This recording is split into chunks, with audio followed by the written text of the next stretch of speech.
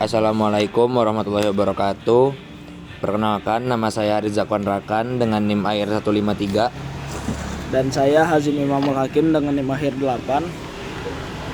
Kami akan mempresentasikan tentang transisi energi, CCUS, bioenergi, dan energi terbarukan. Jadi transisi energi adalah proses perubahan sistem energi dari penggunaan bahan bakar fosil menjadi sumber energi bersih dan terbarukan, seperti energi surya, angin, air, dan panas bumi. Proses ini penting untuk mengatasi perubahan iklim dengan mengurangi emisi gas rumah kaca, meningkatkan ketahanan energi, dan membangun masa depan yang berkelanjutan. Jadi tujuan dari transisi energi ini yang pertama untuk mengurangi emisi gas rumah kaca untuk mengatasi perubahan iklim dan pemanasan global. Dan yang kedua memastikan keamanan, ketersediaan, dan keadilan akses energi bagi semua orang melalui penggunaan sumber energi terbarukan dan peningkatan efisiensi energi. Transisi ini juga mendorong pembangunan ekonomi berkelanjutan, menciptakan lapangan kerja baru, dan memacu inovasi teknologi. Jadi dari contoh transisi energi ini ada tenaga surya, yaitu pembangunan PLTS yang memanfaatkan sinar matahari untuk menghasilkan listrik. Yang kedua ada tenaga angin, itu pengembangan PLTA, jadi untuk memanfaatkan angin kencang dan menghasilkan energi listrik.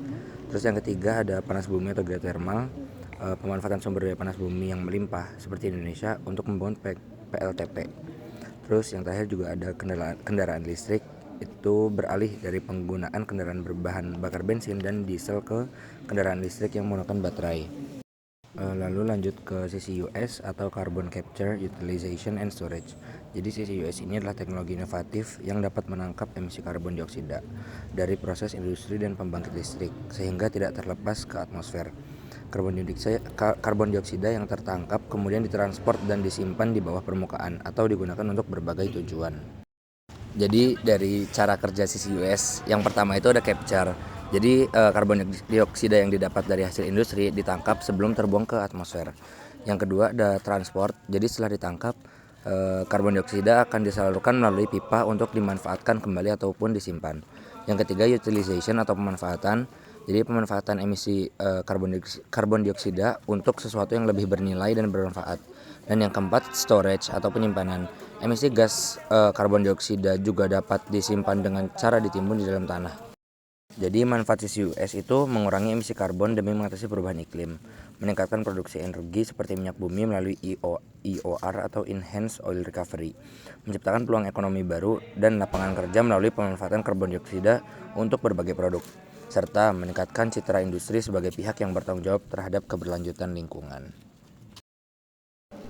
Baik, kita sekarang masuk ke yang bioenergi, yang dimana bioenergi ini merupakan energi yang dihasilkan dari biomasa, yaitu bahan organik yang berasal dari organisme hidup atau yang baru mati seperti tumbuhan, limbah pertanian, limbah kehutanan, dan kotoran ternak.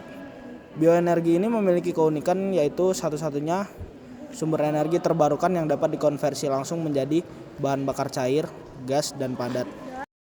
Adapun tujuan pengembangan bioteknologi yaitu yang pertama ada pemanfaatan limbah atau waste valorization, yang kedua substitusi bahan bakar fosil, yang ketiga ada menghasilkan listrik dan panas untuk industri dan rumah tangga, yang keempat itu untuk pengembangan ekonomi, dan yang terakhir itu ada untuk siklus karbon netral.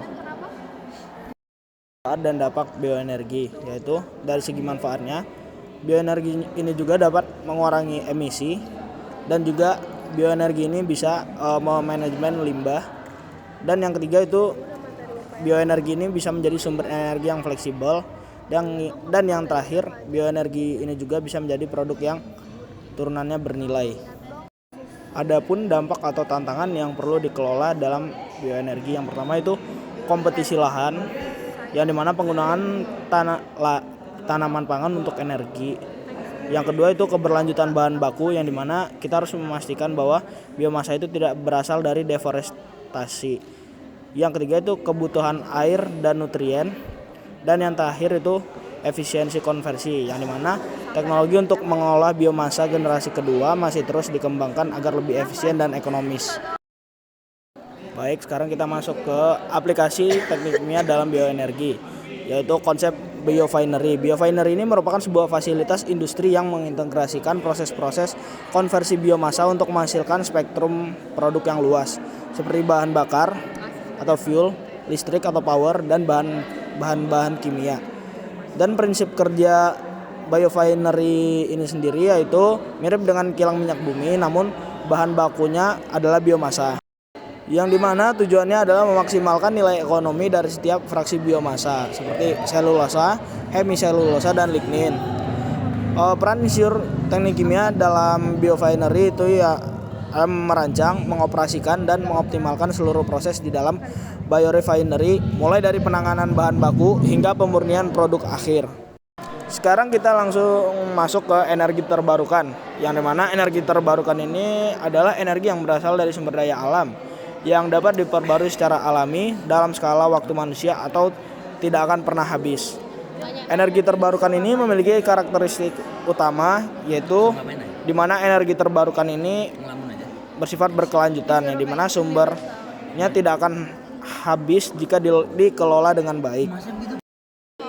Yang kedua itu energi terbarukan ini rendah emisi atau low emission, yang dimana menghasilkan sedikit atau tanpa emisi gas rumah kaca saat beroperasi. Dan yang terakhir itu energi terbarukan ini ramah lingkungan atau eco-friendly, yang dimana energi terbarukan ini mengurangi dampak negatif terhadap ekosistem. Mengapa kita membutuhkan energi terbarukan? Yang dimana kita saat ini terdapat krisis energi fosil. Dan yang kedua itu keterbatasan sumber, yang dimana cadangan minyak bumi, gas alam, dan batu bara yang semakin menipis. Yang ketiga itu ada dampak lingkungan, yang dimana pembakaran bahan bakar fosil merupakan penyumbang utama emisi gas rumah kaca, polusi udara, dan hujan asam. Dan yang keempat itu volatil harga, yang dimana ketergantungan harga pasar global membuat harga energi yang sangat tidak stabil. Dan yang terakhir itu ada kebutuhan mendesak, yang dimana dunia memerlukan transisi ke sumber energi yang aman, bersih, dan berkelanjutan untuk mitigasi perubahan iklim dan menjamin ketahanan energi jangka panjang. Berikut ada jenis-jenis energi terbarukan. Yang pertama itu ada energi surya atau solar energi. Yang kedua itu ada energi angin atau wind energy. Yang ketiga ada energi air atau hydropower. Dan yang terakhir itu ada energi panas bumi atau geothermal energi.